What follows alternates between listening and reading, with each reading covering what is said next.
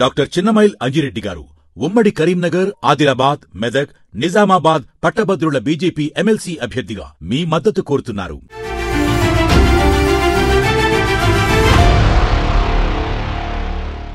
Hydraa చర్యలపైన high court ఆక్షేపణట. Shed కూల్చివేతపై inspector హాజరై వివరణ ఇవ్వాలని ఆదేశం. ప్రభుత్వ భూమి, చెరువుల రక్షణ పేరిట హైడ్రా చేపట్టిన కూల్చివేతలు ఎక్కువగా సహజ న్యాయ సూత్రాలకు విరుద్ధంగా ఉన్నాయని హైకోర్టు వ్యాఖ్యానించింది. నోటీస్ ఇచ్చిన 24 గంటల్లోనే కూల్చివేతలు చేపడుతోందని పేర్కొన్నది. ఒకవేళ నోటీస్ ఇచ్చి విచారణ చేపట్టినా అది 2వ శనివారం అవుతోంది. ఆ తర్వాత ఆదివారం కూల్చివేతలు చేపడుతోంది. ఇది గతంలో హైకోర్టు ఫుల్ బెంచ్ ఇచ్చిన తీర్పునకు విరుద్ధం.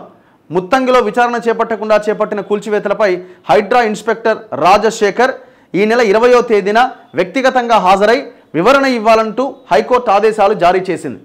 సంగారెడ్డి జిల్లా పటాన్చెరు మండలం ముత్తంగి గ్రామంలో తన స్థలానికి సంబంధించి సమర్పించిన వివరాలను పరిశీలించకుండానే షెడ్డు కూల్చేశారు. దీనిపై జస్టిస్ కె లక్ష్మణ్ విచారణ చేపట్టారు. పార్కు స్థలంలో నిర్మాణాలు చేపడుతున్నారంటూ గాయత్రి మెంబర్స్ అసోసియేషన్ ఇచ్చిన వినతి పత్రంపై హైకోర్టు ఆదేశాల మేరకు హైడ్రా నోటీసులు ఇచ్చింది. దీనిపైన భూ మార్పిడి ప్రొసీడింగ్లు, సేల్ డీడ్, పంచాయతీ అనుమతులతో సహా అన్ని వివరాలు సమర్పించినా పరిశీలించలేదు. ఫిర్యాదుదారుణ్ణి, పిటిషనర్ను పిలిచి విచారణ చేపట్టకుండా ఏకపక్షంగా కూల్చేశారు. వాదన విన్న న్యాయమూర్తి పత్రాలు సమర్పించడానికి హైడ్రా 24 గంటల సమయం కూడా ఇవ్వలే.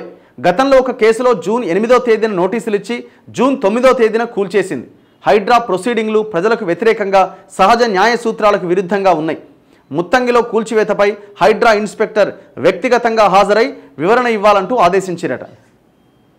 ఎక్కడి హైడ్రా, ఏం కథ? ఇది అంత బలహీనులను గూలగొట్టడానికే ఈ హైడ్రా. ఇకనైనా ఈ హైడ్రా చిత్తశుద్ధితో పనిచేసేటట్టయితే నడిపించండి.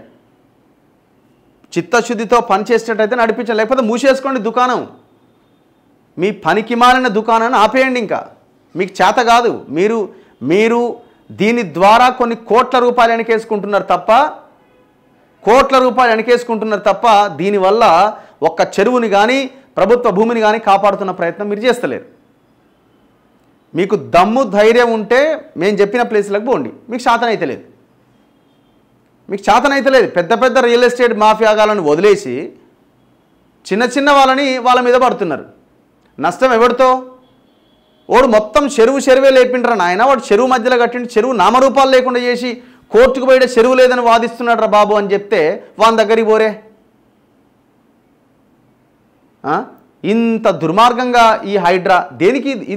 ఈ హైడ్రాకి ఎవరి డబ్బులు ఖర్చు పెడుతున్నారు?